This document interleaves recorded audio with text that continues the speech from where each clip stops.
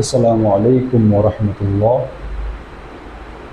আমরা যারা মধু পছন্দ করি, আলহামদুলিল্লাহ, আমরা মধু কেন খাবো?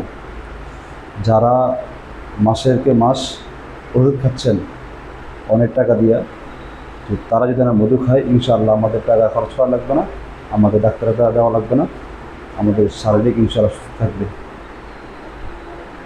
আর যাদের জয়েন্টে জয়েন্টে ব্যথা আছে, পায়ে ব্যথা, আমার পায়ে ব্যথা ছিল, যার কারণে আমি হাঁটতে পারতাম না, খুব কষ্ট হতো আমার। আমি মধু খাওয়াতে আলহামদুলিল্লাহ সাথে সাথে আমার সেরে গিয়েছে।